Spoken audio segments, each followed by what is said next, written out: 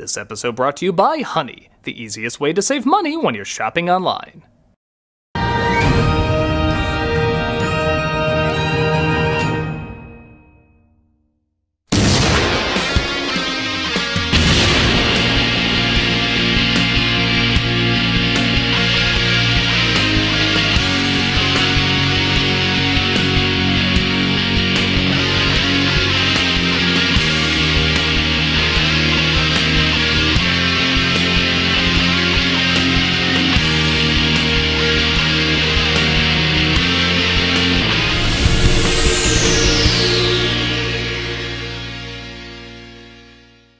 Hello, I'm the Nostalgia Critic. I remember it so you don't have to. Sorry if I look a little disheveled right now, but did you hear how this did recently? Did you hear what the next few films from Disney are gonna be? Aren't you excited? Most everyone I know is sick of the Disney live-action remakes. Even those who like them are getting tired of them. We've gone from one maybe every 4 or 5 years to one every year to several every year. And there's even more on the way. It wouldn't be too bad if there was more variation in their work, but the more they make, the less they try something different. Even giving us what feels like a shot-for-shot, line-for-line redo of a beloved classic. Disney used to be so cool, I hear people say. Why are we being given the same thing over and over? Well, the short answer is, but the long answer may be a bit more complicated. And in order to understand it, we first have to understand the company that puts them out. Disney is a cultural phenomenon. I think safe to say, unlike anything the world has ever seen. Don't get me wrong, the world has seen fairy tales and amusement parks and technological advances, but to my memory, there is no entertainment company centered around families that is as massive or recognizable on the planet. I can take 3 identical circles, put them together, and most people would know that means Mickey Mouse. Just from 3 circles. Think about that! It doesn't even look like a mouse, but most people recognize it as that because of this company. And the fact that a lot of this long-lasting empire is based on stories that both children and adults can relate to is beyond impressive. Think of other studios, directors, producers. They've made many stories that'll stay with people too, but most would agree Disney not only has the highest number of stories that stay with us, but they're the most frequent in putting them out. When you think about it, it's brilliant. You take something that people already know or relate to, like say fairy tales, put your own unique touches on it, and suddenly everyone thinks your version. It's hard for a child to hear the name Snow White and not imagine that she looks like this. If comic books are modern-day Greek mythology, as some people have declared, then Disney is modern-day fairy tales. And from that, they spawn new ideas, new technologies, new imaginative ways to entertain everyone. And that's the key word, everyone. Mark Twain used to describe his work as water. Many people drink wine, he says, but everyone drinks water. Disney clearly has that same mindset. It not only works from an entertainment perspective, but from a business perspective as well. But that's the thing about show business. It is show and business. People now see Snow White as a masterpiece, but back then, it was a huge gamble, threatening to destroy Disney Studios if it didn't turn in big bucks. Thankfully it did though, as well as made history. But after that, their following films, Fantasia, Dumbo, Pinocchio, and Bambi, did not turn in the profit they were hoping for. In fact, they rarely turned in a profit. We know them as classics today, but back then they weren't really seen as big money makers, at least nowhere near what Snow White was, so they were hurting business. On top of that, war. Most businesses were hurting because of it, and Disney was no exception. The films they were putting out at this time were a collection of shorts because they couldn't afford to put out one completed story. They just kind of combined the stories that they started before the war broke out and said, here you go, this is a movie now. When the war ended though, they finally had breathing room to do complete movies. What did they do?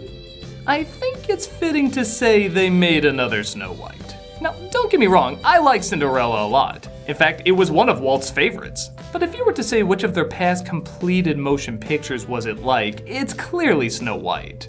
And from here, Disney would take risks in other departments, but not really in their animated features. They've just gone through too many shaky times and they needed to stay afloat. Not to say they didn't put out top-notch quality work. I mean, I love a lot of these movies. But where their first 5 films stylistically were very little alike, now every animated film following would have to be like one of those 5. Again, not an awful thing as many of these films were great, but what I'm getting at is pushing the envelope in terms of originality had slowed down. Because that's what made sense from the business side. Give the people what they know they like. Sound familiar? It's no secret Disney has gone through slumps over the years, and will happily put out lesser material if it's deemed popular. It seems like the recent Disney remakes, as well as the recent Disney sequels, are either their way out of some sort of financial muck, or a way to make even more profit to venture into other, pray to God, creative avenues. While it seems similar to what Disney has done in the past, the remakes do seem off a little. Now, the idea of remakes is nothing that crazy. Back in the early days of cinema, giant epics were remade when they went from silent films to talkies. Movies like Ben-Hur, 10 Commandments, and even Zorro were remade with sound, sometimes even by the same director. This was more than just doing the exact same thing though. While they followed the initial story and characters, the dialogue, style, and performances were noticeably different. They were great stories that deserved great updates. For a while, that's what Disney seemed to do with their remakes. Yeah, kinda. The first remake of The Jungle Book had little to do with either the book or the Disney film and was pretty silly. Aside from the horrifying deaths that still haunt my childhood memories.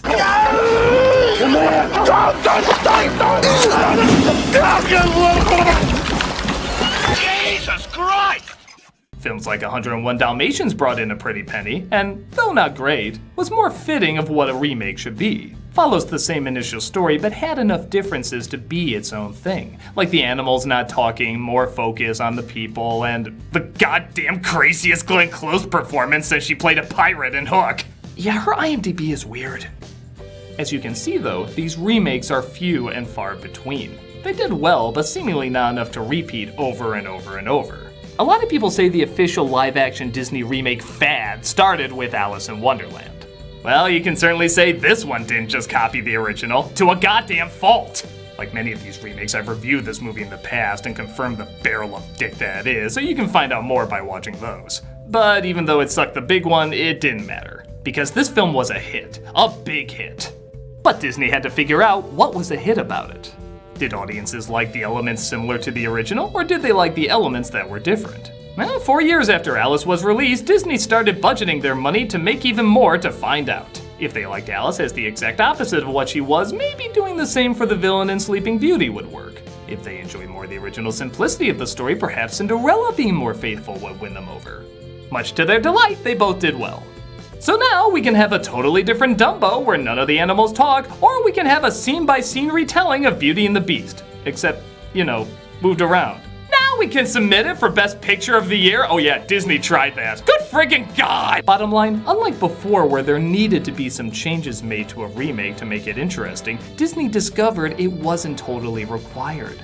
So now these films could be made a lot faster because the story and characters were already set. And if anything, the fewer changes made, the better. Thus we went from 1, maybe 2 a year to 5. At the same time when people were noticing this fad growing, Pixar was putting out even more sequels than before. This couldn't be a coincidence. Chances are Disney was desperate for stability. Whether to make up for lost costs or conquer other endeavors, I don't know. But what I do know is, as of now, these are definitely stable. But while their business history clearly shows why they would want this stability, the question remains, why is it stable? Why do so many people go back to these and keep making them hits? The films they've done in the past have certainly had similarities, but they were still different movies. We're now getting shot-for-shot remakes and plenty of audiences are totally okay with it. What's the secret? What are we missing? Well, I have the secret to the Disney live-action remakes, and as long as it doesn't go dark and I accidentally lose it, I'm gonna make millions! Yeah, sure, right now, perfect.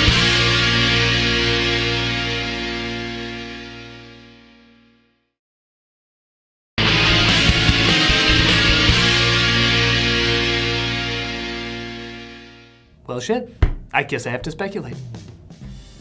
While everyone is getting sick of these remakes, millions still go to see them and make them tons and tons of money. What are the reasons?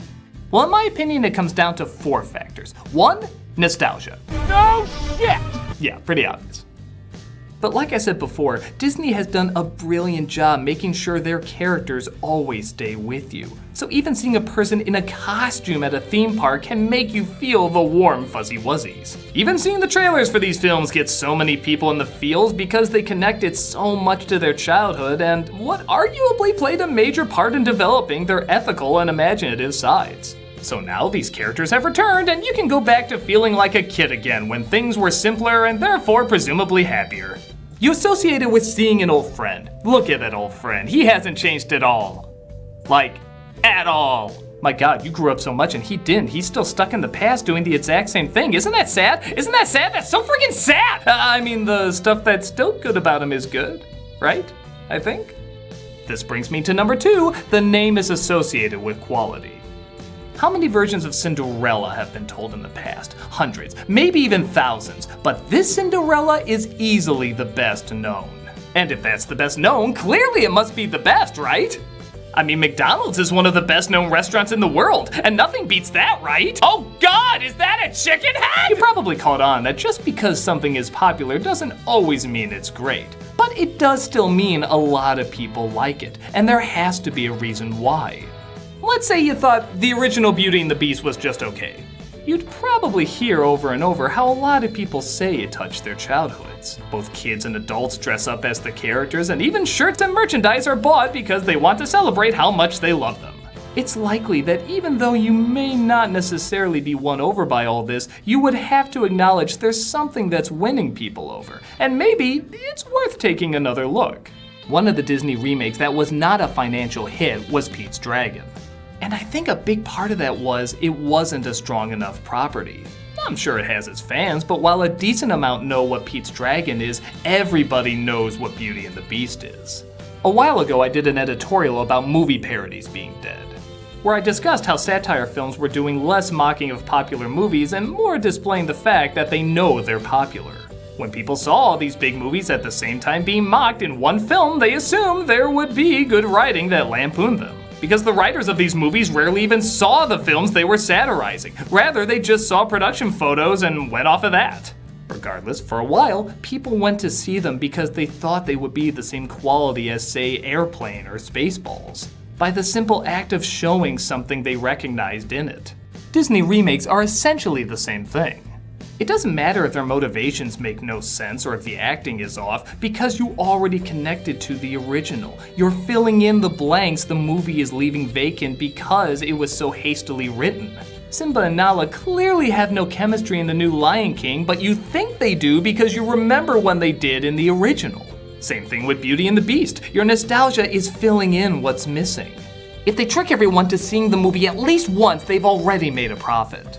And the thing is, people want to believe something they cherished as a child is still good. So they're willing to put up with the faults of the remakes because they still recognize it with something positive in their lives. It doesn't have to be good, it just has to make you feel good. The third reason is kind of a weird one, but I do think it plays a big part here. Kids like seeing something that makes them feel grown up. I remember when I was a kid, I was excited to see the new Batman, because the only movies I had prior were Adam West and Scooby-Doo. I remember going crazy when I found out there was a live-action Ghostbusters based on my favorite Saturday morning cartoon. I mean, okay, the movie wasn't based on the cartoon, it was the other way around, but I didn't know that at the time, or cared. I felt older watching it, that they did grown-up things like drink and smoke and swear and get ghost BJs, it was weird. It was awesome to be watching something that adults enjoyed. It made you feel cooler and smarter. I even remember being excited for the new Super Mario Bros. Movie. I didn't care that it looked nothing like the original because I thought this was gonna be like Batman and Ghostbusters, more adult and gritty. And it was? Monkey! Not. Regardless, it got me to buy a ticket, yet the film was so far removed from what the original was and had so little quality, I couldn't enjoy it. These films are varying less and less from the original, so to a kid, it must be good because it's like that thing you loved only done in real life. There's a reason they call it the live-action Lion King and not the CG one. Kids want to feel like they're seeing something more adult, and it's obviously working. The fourth and final reason I think you can associate to a lot of things in entertainment, people like updates. Now keep in mind, an update is very different from a stylistic change. In Return of the Jedi, switching out a song is a stylistic change. You could have kept it and people would have been fine. But fixing the flying effects is an update. People would be more open because it looked really bad in the original. It's essentially showing what it was meant to look like. And I know, don't touch it, preserve a classic and everything. I'm talking about changes though that anybody would make when needing to update something. The Disney remakes, to their credit, do a lot of that. Aladdin is set in Arabia. It makes sense that the actors look and sound more like this than the cast of Full House. Some cliches that were seen as sexist or racist could be taken out. Again, kinda to a fault, where the more they try to push an agenda, the more it backfires and makes the character either more boring or, ironically, more damaging.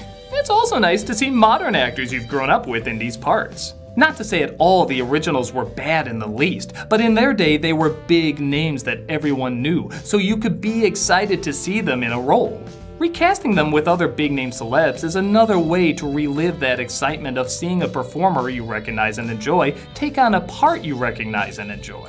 Kids don't know who Louis Prima or George Sanders are, but they definitely know who Will Smith and Emma Watson are. So it allows them to get excited for someone they know playing a role the same way audiences in the past got excited to see someone they know in a role. I guess when you think about it, it is a perfect plan. You could argue there's actually more to draw audiences in nowadays than not, as nostalgia is still a big part of our society and Disney has been cashing in on it for quite some time now. But here's the thing, a lot of people are comparing these to the Disney straight-to-DVD sequels that came out a long time ago. Where are they now? We know they exist, but we don't really connect them that strongly to the original. Is Mulan ruined for everyone because of Mulan 2? Are people gonna stop seeing Fox and the Hound because its sequel was so bad? No, people still love the originals and the sequels half the time are barely even remembered. My guess is the Disney live-action remakes will probably be the same. They're big now, but it'll fade, and the originals will still be cherished long after these are forgotten. I mean, think about it. Snow White is over 80 years old, and she's still being watched and celebrated even today. Much like how we had to put up with Transformer films and Twilight films and even those god-awful parody movies, people will lose interest and they'll have to move on to something else. Pixar is finally releasing 2 original films not connected to any of their past ones, and there are a few movies not based on past Disney films coming out, so hopefully there can be some more creativity in the near future. But here's my thought, if you're gonna do these Disney live-action remakes anyway, take more chances with them, because people are gonna see them no matter what right now. I know the mindset, people like to see those side-by-side fan comparisons on YouTube, so we're gonna do the same thing. What you're missing is people do those for a short amount of time, not an entire movie. In fact, they tried it once with a shot-by-shot remake of Psycho. It sucked. Hard. It sucked hard. I say do with these remakes the same thing Disney did with the original fairy tales. Everyone knew the story of Snow White and Cinderella, but Disney came along and made it uniquely theirs, to a point where people see those versions as the definitive story. Nobody's gonna choose this Beauty and the Beast over this one, or this Lion King over that one. Because not only are they not better, they're not different. Well, okay, they're different in these ways. They lack passion, fresh ideas, and creative need to exist. You succeeded on that front. Walt Disney put his studio on the line to bring Snow White to the big screen. If it failed, he would have been in huge trouble. If these fail, you just have to find another way to make an easy buck. People can feel the difference both on screen and behind the scenes. You can't feel anyone half-assing it with Snow White. They made it because they wanted to give families something beautiful to hold on to. You're literally making the exact same thing for the exact wrong reasons, and sooner or later, it's going to run its course. So, if it's gonna happen anyway, bring something new and exciting to the screen. I hate the remake of Alice in Wonderland, but I give it credit that it is at least different. I'd rather watch that a million times than another screening of the remake of Lion King. Even the Disney DVD sequels had their little gems, like Lion King 2 or Cinderella 3. Movies that were clearly made just for money, but the makers chose to make the best of it. bringing imagination, passion, and dare I say it, new elements to stories and characters we were already familiar with. There's a lot of people that like these movies, and for good reason. They're enjoyable and clever, and people can watch and enjoy them just as much now as when they first came out, where people are already getting sick of these. There's a big difference between Alistair's Sim's Christmas Carol and the Smurfs' Christmas Carol. Both are based on the same material, but one gave an intriguing, intelligent, and loving take on a classic story. Yet for some reason, you're giving all the money to the Smurfs. It's not fair to those that really bring something new, something charming, something interesting to an already timeless story. I don't know what's next for Disney. I'm sure they'll find other gimmicks as well as new ideas to give birth to. All I'm saying is maybe we can encourage the best elements of something old with the best elements of something new to still get something special. That's what you used to be known for. Let's make you known for that again. I'm the nostalgia critic guy, remember it, so you don't have to.